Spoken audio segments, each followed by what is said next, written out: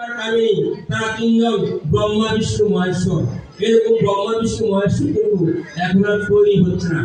কাজেই আমরা এইভাবে নাম জপ করতে করতে ঈশ্বরের কৃপার মাধ্যমে আমরা চেষ্টা করলে আমরা দয়াময়ের দয়াময়ের কৃপা আমরা লাভ করতে পারবো, অবশ্যই পারবো না কেন? যদি আমরা সেরকম অর্থাৎ আমি যদি অনুরাগ থাকে, যেমন কি বলছে আনন্দস্বামীজি, যখন মনুষ্য সর্ব সংস্কার পরিত্যাগ করিয়া, আমরা কিন্তু এখনো সংস্কারে আছি, আমরা দয়াময় আছি, কালী পুজো করি, দুর্গা পুজো করি, আগামী দিন একাদশী, এখানে সর্বধর্মার্থী অনেক আছে একাদশী পালন করে। এটা কি আমার দরকার আছে? স্বধর্ম নিধন শ্রেয়, পরধর্ম ভয়াবহ। কাজে আপনি আপনার ধর্মটা কেমনি সঠিকভাবে পালন করবেন। অন্যের ধর্মটা যত সুন্দর বা সুগম হোক না কেন, তুমি তাহা কখনো করিতে যাইবে না। কাজে আপনি এটা করার কোনো দরকার নাই। কাজে আপনার এই যখন মনুষ্য সর্বসংস্কার পরিত্যাগ করিয়া ঈশ্বর দয়াময় শরণ লাভে কৃত সংকল্প হইয়া, আমি যদি মনে প্রাণে সংকল্প করি যে আমি দয়াময়কে লাভ করবো, তাহলে কিন্তু আমার কি, যদি আমি পরিপূর্ণ আমি দয়াময়কে আমি লাভ করবোই, তাহলে কিন্তু আপনার দয়াময়কে লাভ করা সম্ভব হবে।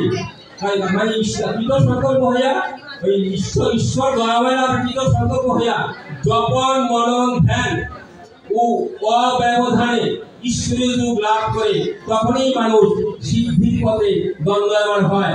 নাম জপ, দয়াময়কে স্মরণে মনন, নাম জপ যদি আমি করি অনুরাগের সহিত, নাম সংযমে পূর্ণ অনুরাগে সাধনের দীপকর সারি সুখব হয়। আমি যদি পূর্ণ অনুরাগের সহিত নাম জপ করি এবং তাকে দয়াময়কে সর্ব অবস্থাতে স্মরণে মননে রাখি, তাহলে আস্তে আস্তে ধীরে ধীরে আমার নামের প্রতি অনুরাগ হবে, আমার ধ্যানের অবস্থা আমার ভিতরে সৃষ্টি হইব। ধ্যান করতে করতে তখন কি হইব? অব্যবধানে ঈশ্বরীয় রূপ লাভ। দয়াময় এবং আমি এক, আমাকে এবং দয়াময়ের মধ্যে কোনো প্রভেদ নাই। দয়াময় গুরু আছেন, দেখো সকল ঘরে ঘরে মানুষেতে মানুষ রতন সদাই বিরাজ করে, এই সকলেই দয়াময়। নাকি অস্বীকার করা যাবে? সকলের ভিতরে দয়াময় আছে। কাজে আপনার অব্যবধানে এবং দয়াময়ে আমার মধ্যে কোনো প্রভেদ নাই, আমি তা দয়াময় তা, এই ভাবটা হলো সাধনার সর্বশেষ অবস্থা। তো যাই হোক, আমরা এই এমন একটা নামে আছি, এই নামে গুরু মহারাজকে রক্তদেবার গুরু মহারাজকে কুম্ভমেলাতে এক সন্ন্যাসী বলছিল, উসকু বাত ছুড় দাও, উসকু জগৎ গুরু হয়। কাজে আমরা এমন এক গুরুর কথা আশ্রয় আছি, এর চেয়ে বড় আশ্রয় নাই। একবার আপনার এক মিনিট শেষ করে দিচ্ছি। একবার রাম ঠাকুরের এক ভক্ত গুরু মহারাজকে নিয়ে ফেনীতে গেছিল।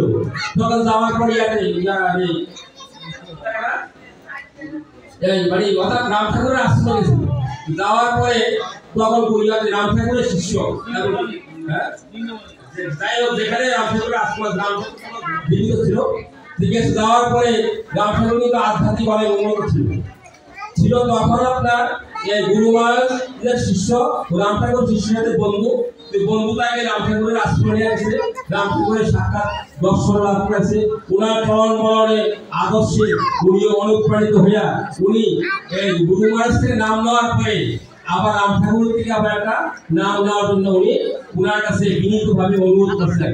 তো রাম ঠাকুর তো আধ্যাত্মিক উন্নত ছিল, সিদ্ধ মহাপুরুষ। উনি কথাটা বলছিলেন, আপনি কেন আমার কাছে আসছেন? আপনি যে বৃক্ষের আশ্রয় নিচ্ছেন, আমি সেই বৃক্ষের একটি পত্রের সমানও হতে পারিনি। কাজে আমরা কেন দয়াময় যারা আছি, তারা অন্যদিকে দৌড়াদৌড়ি করবো, কোনো দরকার নেই। এই নামের প্রতি অনুরাগ নিয়ে, নিষ্ঠা নিয়ে আমরা চলবো, দেখবো যে অবশ্যই দয়াময় কৃপা লাভ করবো। তখন গুরু মহারাজের কাছে এই কথা যখন বলছেন, তখন গুরু মহারাজ বলছে, আমার গোয়ালের গরু অন্য গোয়ালে জায়গা হইবে না। তো যাই হোক, আমরা এই দয়াময় নামটাকে মনে প্রাণে গ্রহণ করবো এবং গ্রন্থগুলি পড়বো আর নিয়মিত সকাল সন্ধ্যা আরতি করবো, একজন আচার্যকে মেনে তার নির্দেশ মোতাবেক করবো এবং এইভাবে স্বামী স্ত্রী মিলিত ভাবে আমরা সাধন বদন করবো। দয়াময় কি অবশ্যই লাভ হবে। সকলেরই মঙ্গল হোক, সকলেই দয়াময়ের আদর্শে অনুপ্রাণিত হোক। দয়াময়ের চরণে প্রার্থনা জানিয়ে আমার আলোচনা এখানে শেষ করলাম। জয় দয়াময়।